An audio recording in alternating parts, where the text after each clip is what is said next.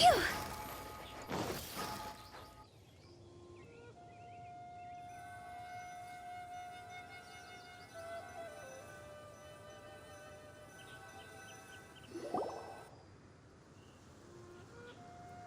Woohoo! I'm back!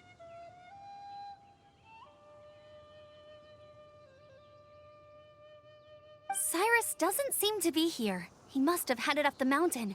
Let's wait for him here. Amber, are you feeling better? Yep, all good now. Nothing to worry about. I don't know what I'd do without you guys. If not for you, I'd probably still be locked up in that cage.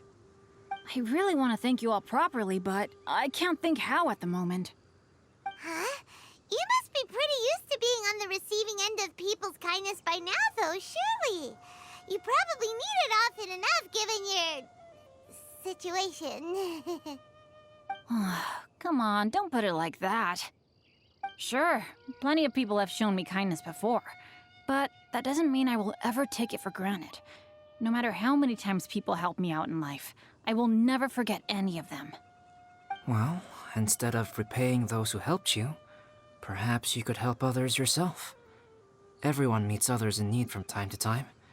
By choosing to be there for them, you're passing the kindness you received onto others. Yep, you're right. That's what I've always tried to do, and will always continue to do. Right. And when Cyrus gets back, I'll find some way to help him out too. This has been quite an eventful day. Yeah, it has. It's really hit me how tired I am now that I've started to relax. I need to rest. Everyone, please excuse me for a while. Yeah, I need to get some water and maybe a piece of fruit. Once I'm rested up, I need to get back to being an instructor again. Well, it looks like the curse of the mountaineers who couldn't get off the mountain is finally broken.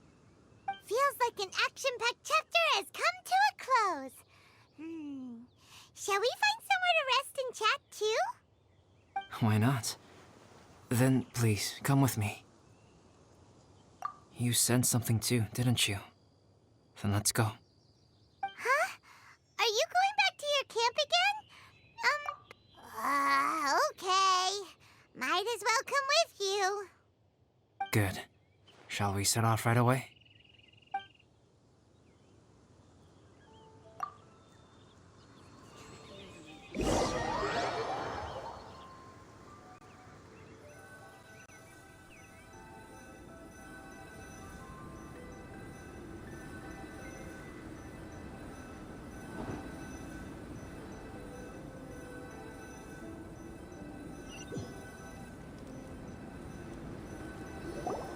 Sorry for bringing you back here once again.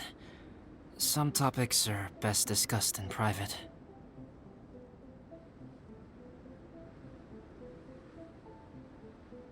Is this about the imposter? That's right. I have to say, Traveler, I'm very surprised you noticed the difference between me and the imposter. Yes, this mark.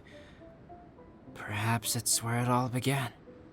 Ooh, sounds like the beginning of a big story. Keep going. Well, I can't deny that what I'm about to say does sound like something from a children's storybook. So, what do you think this diamond-shaped mark means? A tattoo? A crest? Something else? No. Consider it a birthmark. Have you ever seen an intricate glass ornament and wondered how it was made? Well, one method for crafting with glass is a technique known as glass blowing. Glass blowing is not a widely known art in Teyvat. For this reason, glassware made in this way is usually very expensive. As the name implies, glass blowing involves blowing air into a hole, much like blowing up a balloon. This type of glassware is known for having a pontil mark at the point where the blowpipe was inserted, where the hole was sealed at the very end.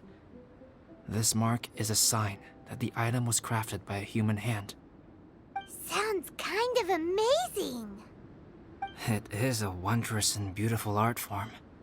Alice says that these marks are seen as proof of the maker's fine handiwork, the only flaw in an otherwise perfect work of art. My mark is something similar to this. The difference between synthetic and natural life lies in the directional flow of the life force. The energy of a natural life form flows out from within. That's why flower buds bloom and curled leaves unfold. And it's the very reason we watch and wonder at blossoming flowers. Creating life artificially, on the other hand, involves, to a certain extent, the introduction of an external source of energy into the embryonic life form. When the hole where the life force was infused is sealed at the end, it leaves a mark not dissimilar to the pontal mark in blown glasswares. The alchemical substance drips and spreads out in all directions, resulting in this rather ingenious diamond shape. Wow! So that's where it came from. This mark is a sign of my artificial origins, and proof of my imperfection as a human. I presume that the impostor intentionally avoided replicating this mark, so as not to become less than perfect himself.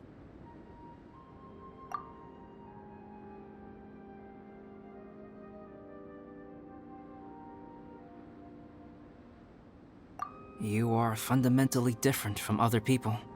I have few qualms about sharing my secrets with you. Just as Paimon said, it all sounds like a story.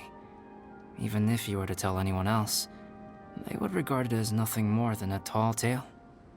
The transcendent and miraculous are not the only things to which human beings aspire. They pursue the everyday, the ordinary. To a far, people like to believe that those who are thoroughly different from themselves could only ever exist in stories. It makes things much easier. Or, in other words, all of the unfathomable things we've seen recently would make good material for a novel. I have friends who write novels. If they wrote this story, it'd probably be even more complex. Making up stories is easy. Even Paimon can do that. Oh. I didn't know you had that kind of talent. Paimon's the best guide into that. Making up stories is a piece of cake. In that case, how about we have a storytelling contest? We can base our stories on the events of the last few days. Sounds great. But we still have to help out the Adventurers Guild. I understand. Creativity is something that cannot be rushed. Take your time, and come back when you have found some inspiration. We'll see whose story is more compelling. Deal! Okay, we'll regroup with the Adventurers Guild for now. Sure.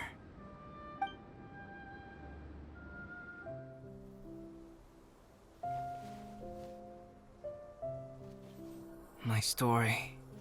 Yes, I should have known. Master's failed specimen in the dragon's belly. This is where the story truly begins.